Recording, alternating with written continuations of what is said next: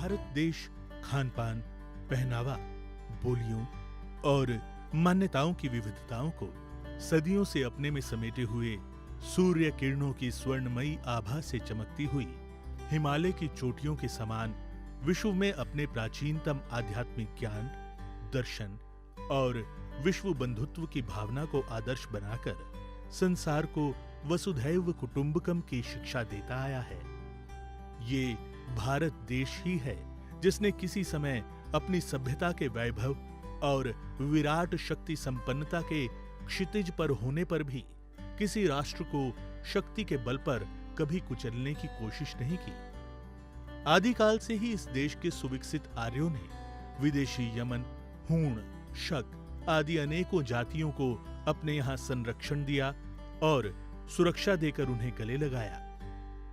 ये वही देश है जिसने अनेक धर्मों को संरक्षण दिया, जो आज भी पूर्ण सुरक्षा और सम्मान से बराबर नागरिक अधिकारों और अपनी पूर्ण धार्मिक स्वतंत्रता के साथ आनंद पूर्वक जीवन व्यतीत कर रहे हैं।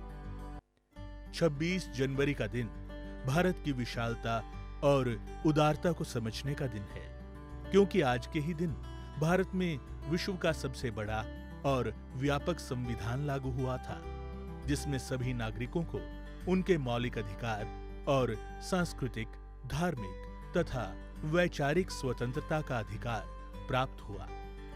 गणतंत्र का मतलब वो व्यवस्था जिसमें जनता शासन और सत्ता को अपने मत से चुनकर राष्ट्र के मुखिया को सत्ता की बागडोर सौंपती है और यह आशा करती है कि उस स्थान पर बैठे हुए प्रत्येक व्यक्ति जो जनता का नेतृत्व करते हैं, अपने व्यक्तिगत स्वार्थ से ऊपर उठकर किसी भी रंग, जाति, धर्म, पंथ और मान्यताओं के भेदभाव के बिना जनता के चहुमुखी विकास के लिए समर्पित होंगे।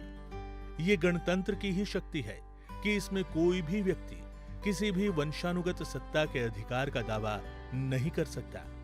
यूं कहें कि गणतंत्र में जनता स्वामी होती है और सत्ता को संभालने वाले सेवक होते हैं। यही गणतंत्र का वास्तविक उद्देश्य है। हमें इस स्वामी और सेवक वाले विषय पर व्यापक चिंतन करने की जरूरत है। भारत एक ऐसा देश है जिसकी राजसत्ता में सदैव महापुरुषों, ज्ञानियों और अध्यात्मवादियों का महत्वपूर्ण स्थान रहा है। भारतीय संस्कार कहते हैं कि ऐसे महान ज्ञानियों के सामने सत्ता श्रद्धापूर्वक नतमस्तक रहकर उनका अनुसरण और मार्गदर्शन प्राप्त करे। जब जब भारत की राजसत्ता और शासन व्यवस्था में महापुरुषों का स्थान खाली रहा है, तब तब भारत ने संघर्ष किया है। इसलिए हम सब देशवासियों को समझना है कि देश महापुरुषों की उपस्थिति के बिना अपने सर्वकालिक गौरव को हासिल करने में अक्षम होता है। आइए हम सब मिलकर संपूर्ण उत्साह और सौहार्द के साथ इस राष्ट्रीय उत्सव को स्वाभिमान के साथ मनाएं। सद्गुरुदेव श्री सतपाल जी महाराज और उनकी संस्था मानव उत्थान सेवा समिति की ओर से इस गणतंत्र दिवस की समस्त देशवासियों को हार्दिक शुभकामनाएं।